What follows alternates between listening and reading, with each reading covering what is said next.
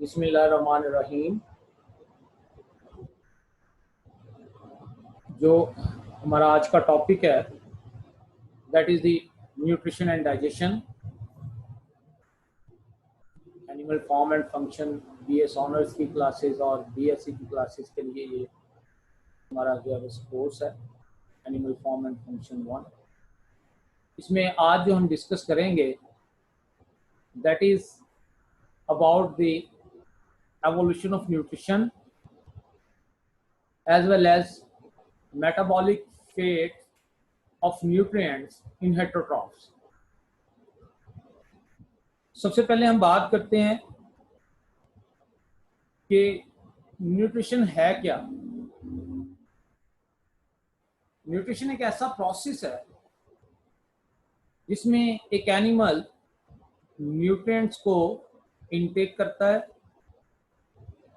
उन न्यूट्रिएंट्स से एनर्जी हासिल करने के लिए, उनको सेल्स तक उन न्यूट्रिएंट्स को पहुंचाने के लिए, ठीक है, उन न्यूट्रिएंट्स को डाइजेस्ट करता है और एब्जॉर्ब करके वाया मीडियम उसको हर सेल तक जो है वो लेके जाता है, जहां पर उसको न्यूट्रिएंट्स को या स्टोर किया जाता है या यूज किया जाता है मेटाबॉलिक नीड्स को पूरा करने के लिए।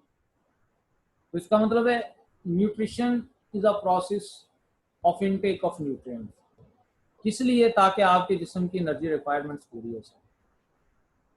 और डाइजेशन क्या है? डाइजेशन ये एक केमिकल या एक मैकेनिकल, ये दोनों किस्म के ही, जैसे ग्राइंडिंग वगैरह ये मैकेनिकल है और with the help of enzymes ये केमिकल है।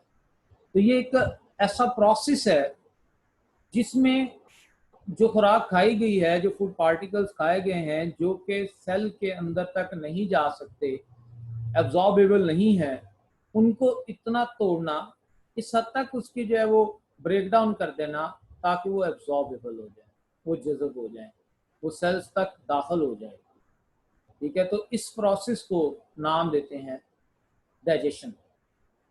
तो nutrition is the intake of nutrients and digestion is break down of that nutrient.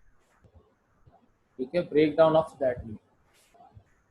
अब अगर हम बात करें एनिमल्स के अंदर ये जो न्यूट्रिशन हो रही है, इस न्यूट्रिशन का फायदा क्या है एनिमल को?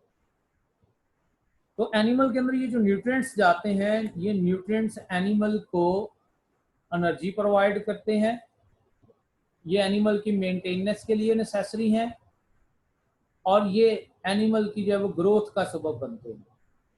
तो इसका मतलब है जो न्यूट्रिएंट्स हैं they cause growth, maintenance as well as energy production. जो ग्रीन प्लांट्स हैं और कुछ फोटोसिंथेटिक प्रोटिस्ट वगैरह हैं जैसे एल्गी वगैरह, वो अपनी खुराक खुद तैयार कर सकते हैं। ठीक है, जो कॉम्प्लेक्स मॉलिक्यूल्स हैं सच एज कार्बोहाइड्रेट्स एटसेट्रा, ये वो इनऑर्गेनिक कंपोनेंट से वो खुद तैयार कर सकते हैं। So they are called as autotrophs.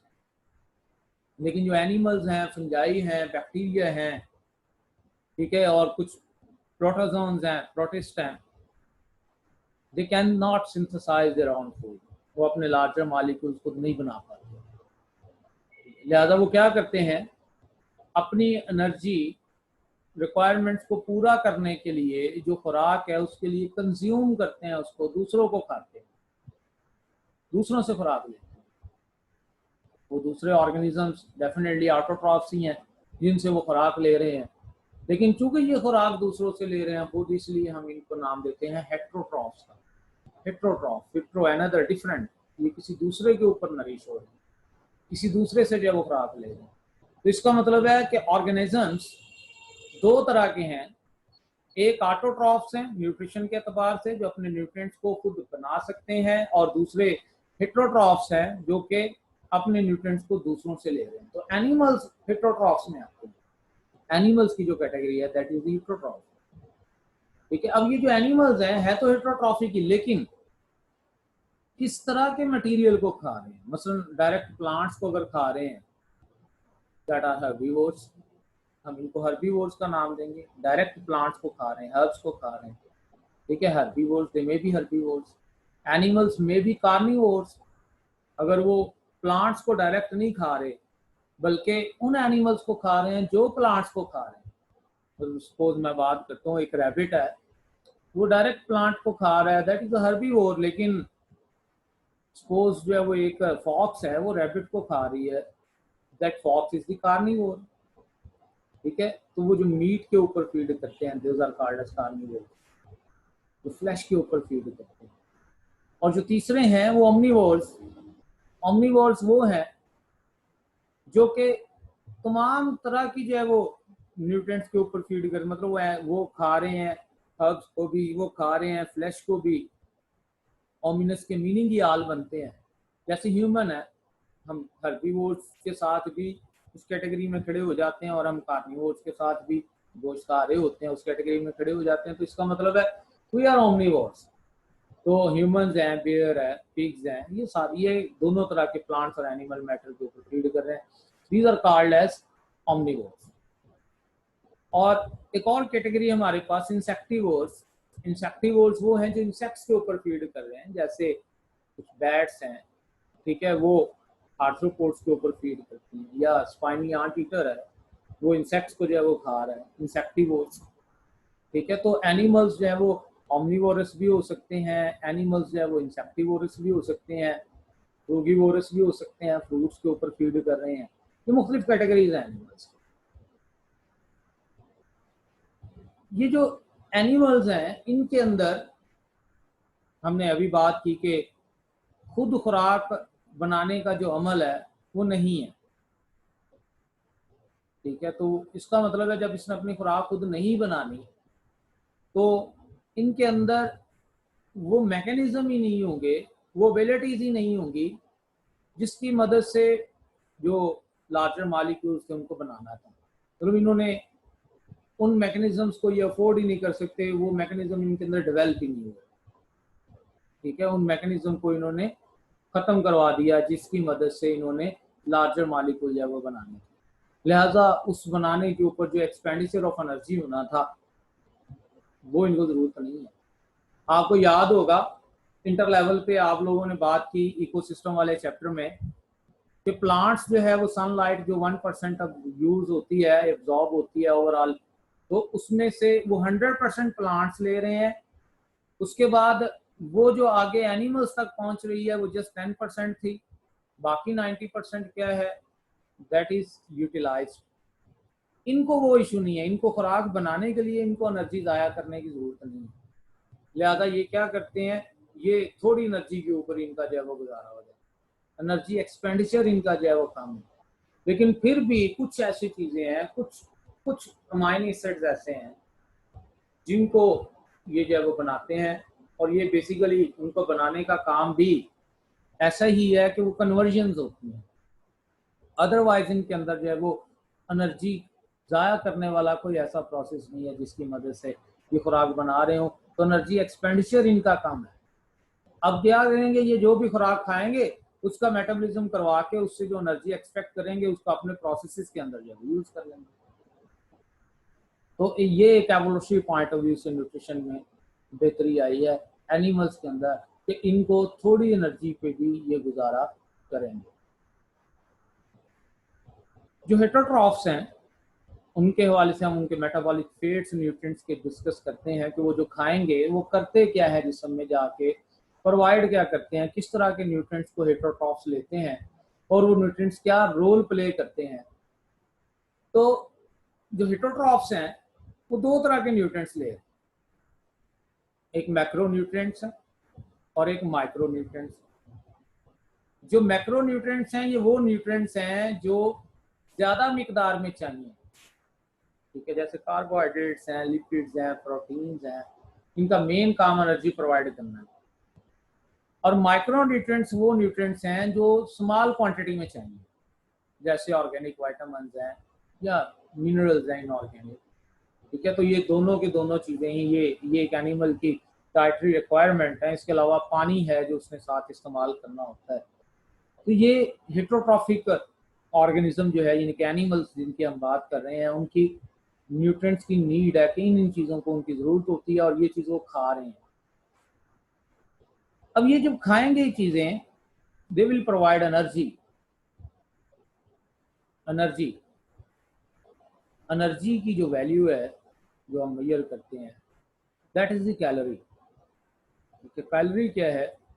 That is amount of heat, amount of energy that required to raise the temperature of 1 gram of water 1 degree Celsius। 1 ग्राम पानी का दर्जा हरारत 1 डिग्री सेंटीग्रेड बनाने के लिए जो एनर्जी रिक्वायर्ड है, that is a calorie. Small C से हम उसको शो करते हैं, also called as 1 gram calorie. ठीक है, लेकिन अगर आप यही कैलोरी कैपिटल सी से लिखते हैं, that is equal to a kilocalorie. ठीक है, that is equal to 1000 calories. हम जनरली जो कैलोरीज बोलते हैं ये 1000 कैलोरीज होती है, ये किलो कैलोरीज की हम बात कर रहे होते हैं। 1 kilocalorie is equal to 1000 calories. It's mean 1 kilocalorie is energy that is required to increase the temperature of 1 kg या 1 litre of water 1 degree Celsius. ठीक है, तो ये 1000 कैलोरीज बराबर होती हैं 1 किलो कैलोरी के, या आप उसको कैपिटल सी से लिख लें, कैपिटल सी ये है।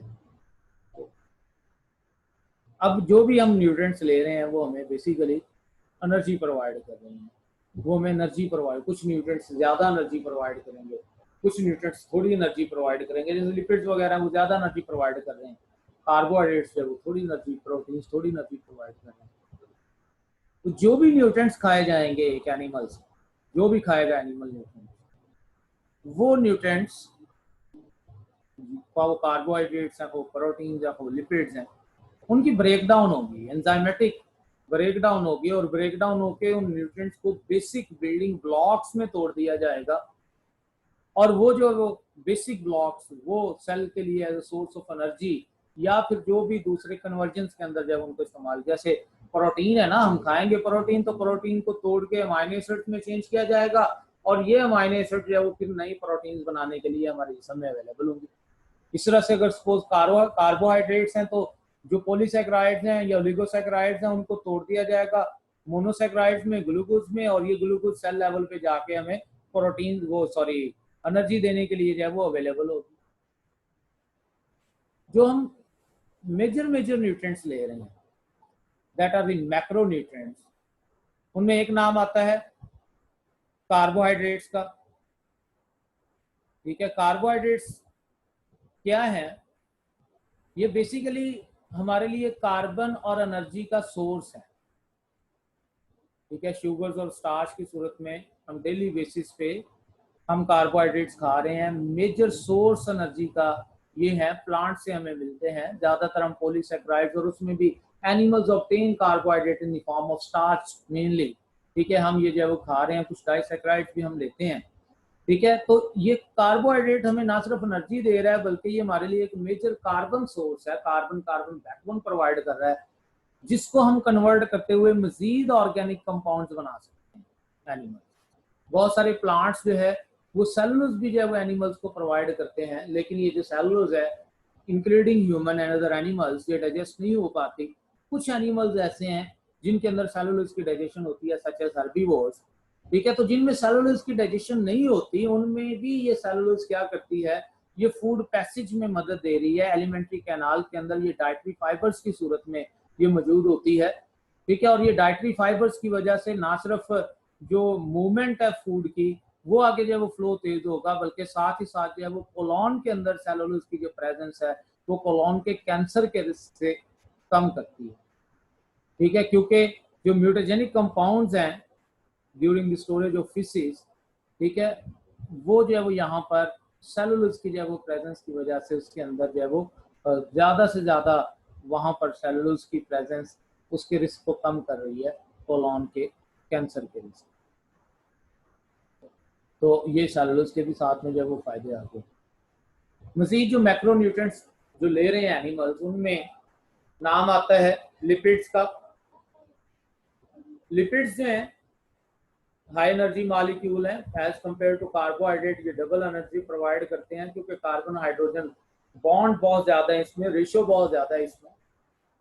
जो न्यूट्रल लिपिड्स हैं, ठीक है, एसाइल ग्लिसरॉल या ट्राइग्लिसराइड्स हैं, इसमें फैट्स भी आती हैं, ऑयल्स भी आते हैं कुछ, ठीक है। ये नट्स से या फ्रूट से, कुछ वेजिटेबल से ये मिलती रहती हैं। उसके अलावा मीट से भी प्रोवाइड होती हैं सबको, एनिमल्स को। तो ये सबसे ज्यादा एनर्जी प्रोवाइड कर रही हैं, कंसंट्रेटेड सोर्स ऑफ एनर्जी। बहुत सारे जो हिट्रोट्रॉफ्स हैं उसके हवाले से अगर हम बात करें तो वो जो लिपिड्स हैं वो लाजमी तौर पर जो है वो ले रहे हैं, ठीक है, तमाम तरह के ही। और कुछ ऐसे हैं जिनको स्पेसिफिक अनसैचुरेटेड फैटी एसिड्स की भी ज़रूरत होती है, जैसे लिनोलिक एसिड है, ठीक है। ये जो फैटी एसिड्स हैं, जब एक एनिमल जो है वो खाता है लिपिड्स को, फैटी एसिड्स को, ये जो फैटी एसिड्स हैं ये स्टीरॉल्स के लिए प्रिकर्सर्स हैं, कोलेस्ट्रॉल के लिए, स्टीरॉल्स के लिए। और ये जो स्टीरॉल्स हैं ना सिर्फ ये स्टीरॉयड हार्मोन्स बनाने का सबब बनते हैं, बल्कि सेल मेम्ब्रेन्स को बनाने में भी अहम रोल प्ले करते हैं। और ये लिपिड्स इंसुलेशन के तौर पर भी काम करते हैं, ठीक है, थर्मोरेगुलेशन के अंदर जो वो इनका रोल प्ले हो रहा है।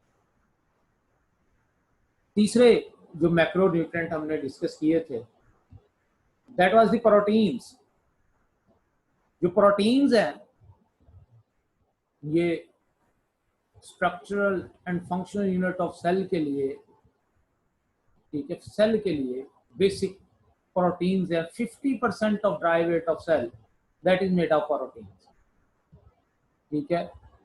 अब ये जो प्रोटीन्स हैं एनिमल्स को दूसरे एनिमल्स से मिलेंगी, मिल्क से मिलेंगी, एग से मिलेंगी, और प्लांट सोर्स जो है वो इसका वो जो बीन्स हैं, पीज हैं, नट्स वगैरह उनसे मिलेंगी। तो एनिमल अगर प्लांट से भी प्रोटीन्स ले सकता है और दूसरे एनिमल से भी प्रोटीन ले सकता है।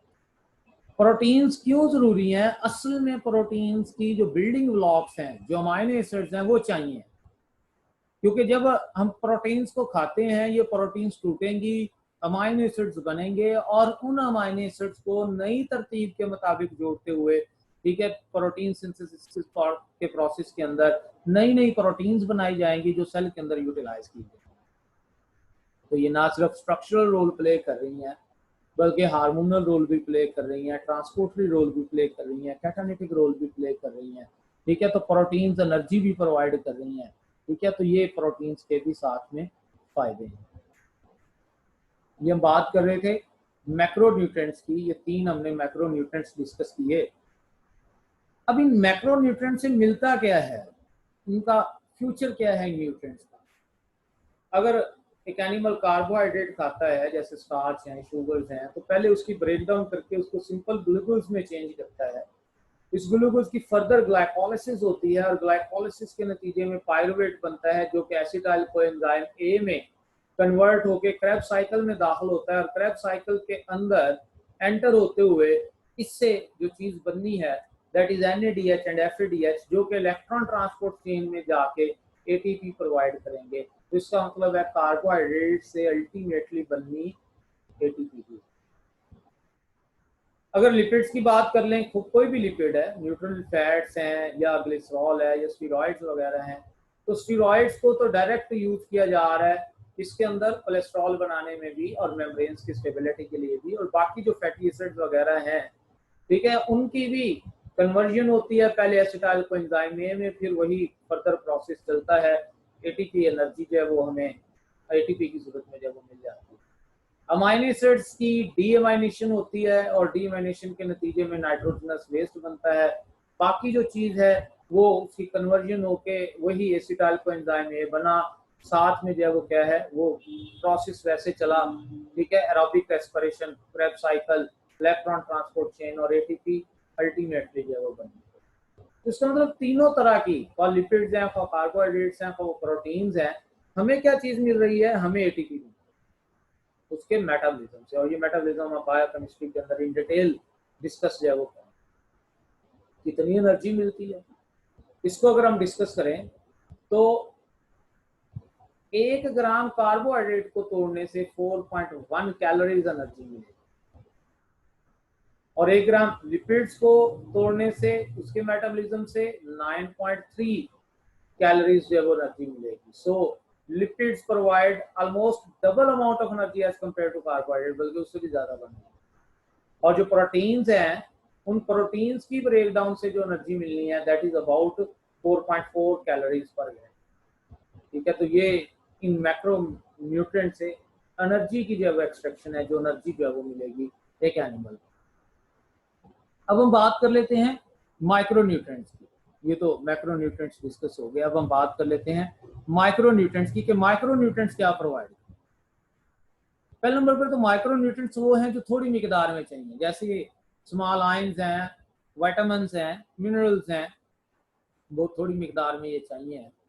ठीक है, क्योंकि ज़्यादातर ये दूसरी प्रोटीन्स के साथ as an activator role play कर रहे होते हैं, as an cofactor role play कर रहे होते हैं। जैसे कॉपर है हीमोसाइनिन के अंदर, हीमोग्लोबिन में आयरन है, साइटोक्रोम में आयरन है, तो बावजूद इसके कि ये बहुत थोड़ी मिकदार में चाहिए। ठीक है, एनिमल्स इनको बना नहीं सकते, लिहाजा एनिमल्स को इनको डाइट के साथ लेना पड़ेगा, अपनी डाइट के साथ उसको माइक्रो न्यूट्रिएंट्स की भी नीड होगी। ये माइक्रो न्यूट्रिएंट्स कौन कौन सी हैं? ये मिनरल्स हैं, ये विटामिन्स हैं। पहले हम बात कर लेते हैं मिनरल्स की। ठीक है, मिनरल्स की जैसे सोडियम है, पोटाशियम है। ठीक है, जो ज्यादा मिकदार में मिनरल्स चाहिए होती हैं those are called as macro minerals. ठीक है, जो एसेंशियल मिनरल्स हैं, जो लार्ज अमाउंट में जब रिक्वायर्ड हैं, जैसे सोडियम है, पोटाशियम है, ठीक है, ये ज्यादा मिकदार में चाहिए, और भी ज्यादा मिकदार में डिस्कस हम करते हैं उनको भी, ये मैक्रो मिनरल्स हैं। ठीक है, तो माइक्रो न्यूट्रिएंट्स में मिनरल्स आती हैं, और वो मिनरल्स मैक्रो मिनरल्स भी हो सकती हैं, माइक्रो मिनरल्स भी हो सकती हैं। डेली बेसिस पे सोडियम का लॉस बहुत ज्यादा हो रहा है, थर्मोरेगुलेशन के अंदर भी, ऑस्मोरेगुलेशन में, यूरिन के अंदर भी, एक्सक्रीशन में भी। डेली बेसिस पे कैल्शियम का जो है वो मस्कुलर एक्टिविटी में बहुत ज्यादा रोल है।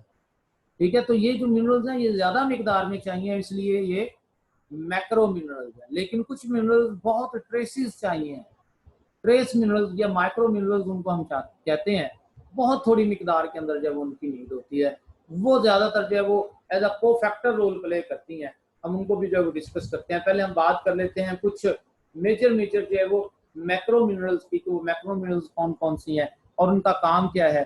ठीक है, तो जैसे ये ऑब्जेक्टिव पॉइंट ऑफ व्यू से काफी इंपॉर्टेंट है ये स्लाइड। जैसे कैल्शियम है, क्लोरीन है, मैग्नीशियम है, पोटाशियम है। ठीक है, उसके अलावा फास्फोरस है, सोडियम है और सल्फर है। ये सारी की सारी मैक्रो मिनरल्स हैं, ये ज्यादा मिकदार में चाहिए। जैसे कैल्शियम जो है ये बोन और टीथ का कंपोनेंट भी है, ब्लड क्लॉटिंग में भी रोल प्ले करता है, मसल्स में भी। ठीक है, उसके अलावा जो है वो क्लोरीन के वाले से अगर हम बात करें तो HCl की सूरत में भी है, एसिड बेस फ्लूइड बैलेंस में इसका जो है वो रोल है। ठीक है, इसी तरह से अगर हम मैग्नीशियम की बात करें, मैग्नीशियम जो है ये कोएंजाइम के तौर पर रोल प्ले कर रहा है। ठीक है, और ये अगर हम बात करें इन केस ऑफ प्लांट्स तो वहां पर तो ये क्लोरोफिल का जो है वो हिस्सा भी है। ठीक है, और मजीद इसमें अगर हम बात करें तो नॉर्मल न्यूरॉन के फंक्शंस के लिए जब इसकी नीड है। जो पोटाशियम है वो ब्लड प्लाज्मा के अंदर मौजूद है, कार्बन डाइऑक्साइड की ट्रांसपोर्टेशन में रोल प्ले कर रहा है। बोन जो है उसका कॉन्स्टिट्यूएंट है, एनर्जी मेटाबॉलिज्म के लिए जब इसकी नीड है। फास्फोरस जो है इसके वाले से अगर हम बात करें तो DNA, RNA, ATP का ये कंपोनेंट है। सोडियम है, ये भी ऑस्मोरेगुलेशन में इंपॉर्टेंट रोल प्ले कर रहा है, और नर्व इम्पल्स के अंदर इसका जो है वो रोल है। सल्फर है, ये प्रोटीन की स्ट्रक्चर्स के अंदर फिर डिटॉक्सिफिकेशन में इसका जो है वो इम्पोर्टेंट रोल है।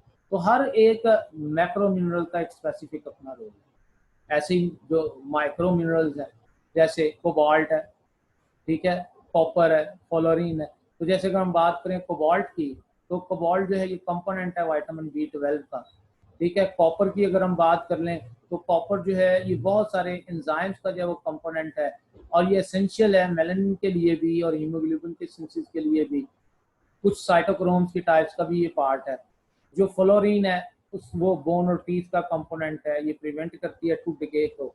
आयोडीन जो है ये थायराइड हार्मोन ट्राइआयोडोथायनिन उसका कंपोनेंट है। आयरन है, हीमोग्लोबिन, मायोग्लोबिन, साइटोक्रोम्स और एंजाइम्स का कंपोनेंट है।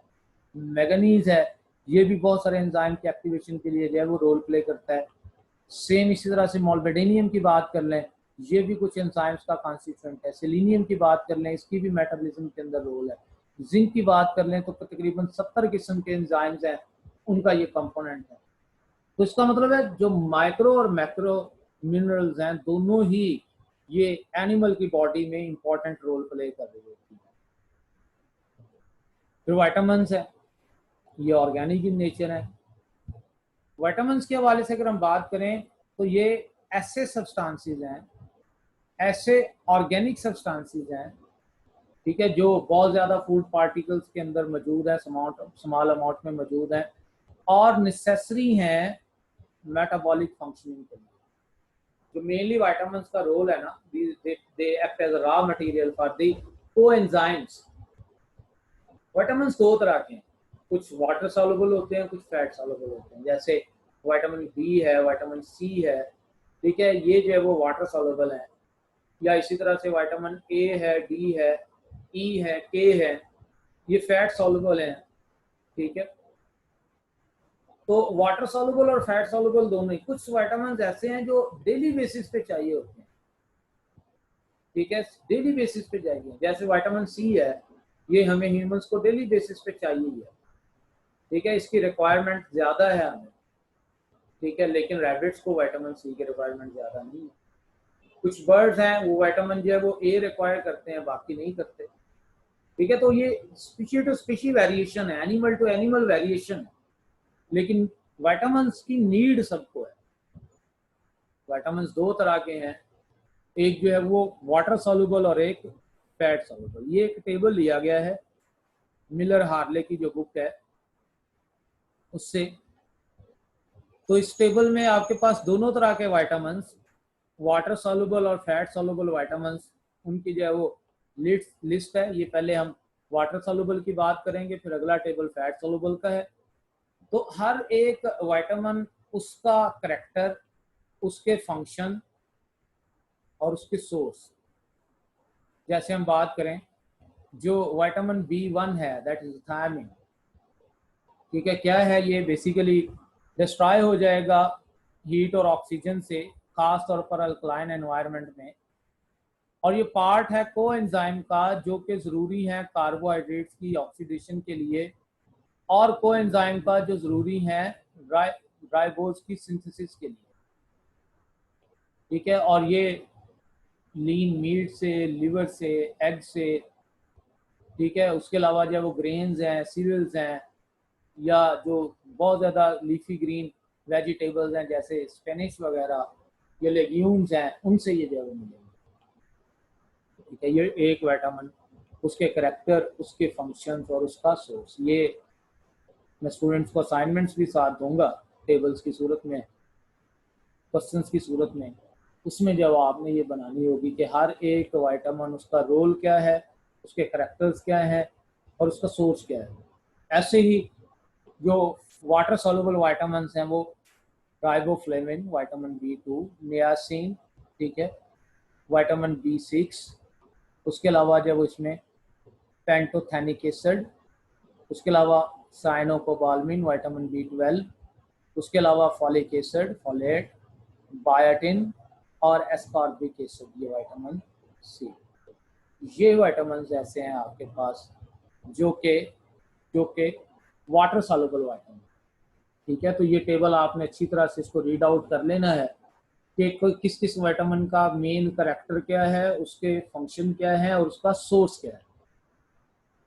इसी तरह से फैट सॉल्युबल विटामिन हैं और उनमें हमारे पास जो है चार जो मेन विटामिन हैं, जैसे विटामिन ए है, विटामिन डी है, विटामिन ई है और विटामिन के है। इसका भी सेम हर एक विटामिन का करैक्टर। जैसे अगर हम बात करें विटामिन ए है तो ये मुख्तलिफ फॉर्म्स में एग्जिस्ट करता है, सिंथेसाइज होता है कैरोटीन से, लिवर में स्टोर होता है, हीट में स्टेबल है, एसिड्स और अल्कलाइन एनवायरनमेंट के अंदर भी, और अनस्टेबल है लाइट में। और ये नेसेसरी है विजुअल पिगमेंट्स को बनाने के लिए, म्यूकोप्रोटीन्स को बनाने के लिए, म्यूकोपोलीसैकेराइड्स को बनाने के लिए, और normal development of bones and teeth के लिए, और एपिथेलियल सेल्स की मेंटेनेंस के लिए। ये इसके फंक्शन होते हैं। और इसका सोर्स लिवर है, फिश है, मिल्क है, बटर है, एग है, लीफी ग्रीन वेजिटेबल्स हैं, ठीक है, येलो एंड ऑरेंज वेजिटेबल्स हैं, फ्रूट्स हैं, ये इसका जो है सोर्स है। तो जैसे हमने उसको डिस्कस किया था जो वाटर सॉल्युबल वाइटामिन, ऐसे ही आप इन फैट सॉल्युबल वाइटामिन, हर एक वाइटामिन उसका करेक्टर, उसका फंक्शन, उसका सोर्स, तो आपने इस टेबल को भी रीड आउट कर लेना। ठीक है, तो ये दो कैटेगरीज वाइटामिन, ये दोनों वाइटामिन ही हम ले रहे हैं, डेली बेसिस पे ले रहे हैं। ठीक है, इस खुद नहीं, तो कुछ वाइटामिन ऐसे हैं जो हमारे अंदर जब जैसे हम बात करें विटामिन डी, तो ये सनलाइट की प्रेजेंस में हमारी स्किन बना सकती है। ठीक है, इसी तरह से अगर हम बात करें विटामिन के, तो ये हमारी इंटेस्टाइन के अंदर कुछ बैक्टीरियल एक्टिविटी, माइक्रोबियल एक्टिविटीज की वजह से बनता है, खुद नहीं हम बनाते, लेकिन वहां पर सिम्बायोटिक रिलेशनशिप में हमारे अंदर बन रहा है। ठीक है, लेकिन ज्यादातर जो विटामिन हैं हमने ये देखे कि उनका जो सोर्स है वो external source, that is about the vitamin. कोई भी क्वेश्चन है न्यूट्रिशन एंड डाइजेशन के इंट्रोडक्शन के रिलेटेड, ठीक है, जो fate of macronutrient in heterotrophs, ये नहीं कि ये हमारे टॉपिक के रिलेटेड, तो आप वो क्वेश्चन जो है वो मुझे ईमेल कर सकते हैं, मुझे व्हाट्सएप कर सकते हैं, आपको इंशाल्लाह जो है उसका आंसर मिल जाएगा। That is about the nutrition and digestion introduction. बाकी इंशाल्लाह बाद में बात होगी। अल्लाह हाफिज़।